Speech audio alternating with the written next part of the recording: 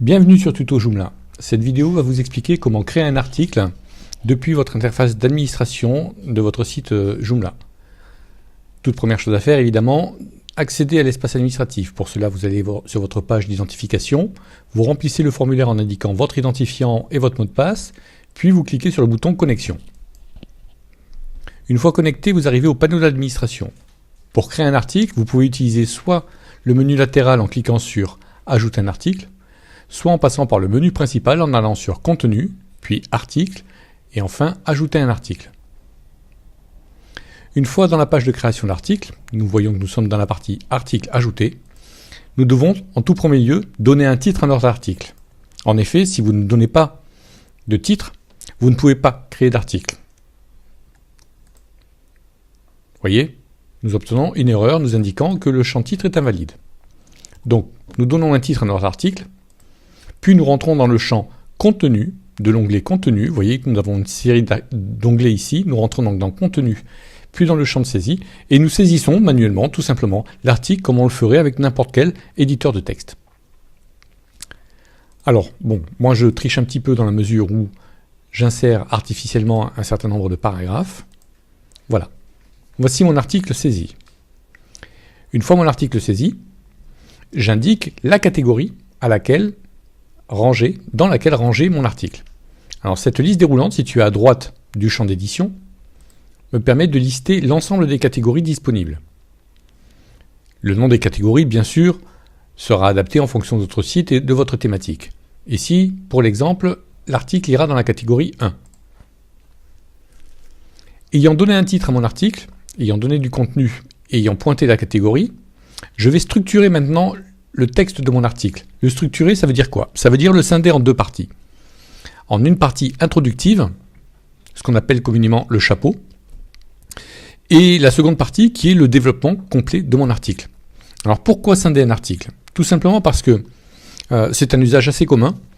Imaginez que vous ayez des pages sur votre site internet qui ont pour vocation de présenter un ensemble d'articles d'une ou plusieurs catégories.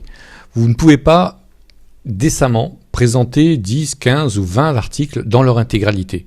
Ça serait totalement indigeste, vous allez faire fuir vos visiteurs. Donc ce qu'il faut faire, c'est présenter une sélection de vos articles en présentant uniquement le texte introductif. Ce texte sera suivi d'un lien de type lire la suite ou en savoir plus, et en cliquant sur ce lien, nous accéderons à ce moment-là à l'intégralité de l'article.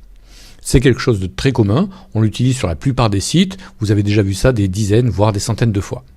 Donc Joomla gère ça très bien. Pour ce faire, il suffit de rentrer dans la partie du contenu, de cliquer à la fin du paragraphe dont qu'on veut utiliser en tant qu'introduction, donc on clique à la fin du paragraphe, puis on va aller cliquer sur le bouton lire la suite. Alors ce bouton se situe dans l'éditeur avancé actuel, c'est-à-dire TinyMCE qui est l'éditeur par défaut, donc il se situe dans la barre de boutons. Vous voyez, on a plein de boutons pour mise en gras, pour l'alignement des paragraphes, etc. Donc à la fin ici, nous avons un bouton qui s'appelle lire la suite. Donc je vais simplement cliquer là-dessus, et je vois apparaître une ligne de séparation qui va faire la distinction, la division entre ma partie introductive et le reste de mon article. Alors nous verrons plus tard dans d'autres vidéos que ce bouton lire la suite peut être positionné ailleurs selon l'éditeur utilisé.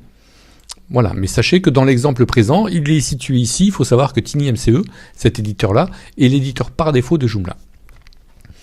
Donc une fois que j'ai scindé mon article en deux parties, l'une introductive, l'autre développée, que j'ai indiqué ma catégorie, que j'ai donné un titre à mon article, je peux tout simplement enregistrer mon article. Pour les plus curieux d'entre vous, vous avez noté la présence du champ alias. Sachez que ce champ-là sera géré automatiquement par Joomla. En fait, il s'agit de l'URL de votre article et Joomla va générer cette URL en s'inspirant directement du titre de votre article. En fait, il va tout faire passer en minuscules, supprimer les espaces pour les remplacer par des traits d'union, enlever les caractères étendus, c'est-à-dire les cédilles, les accents, etc., pour les remplacer par des lettres basiques de l'alphabet.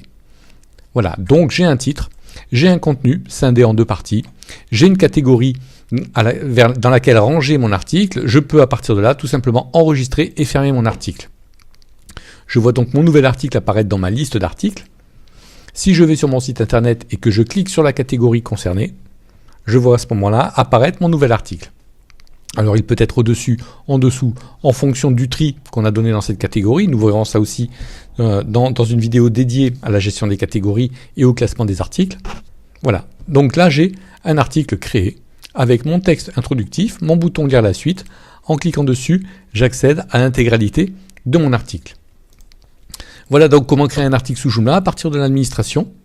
Nous verrons dans une autre vidéo comment intégrer une ou plusieurs images au sein de votre article. Merci de votre attention et à bientôt sur Tuto Joomla.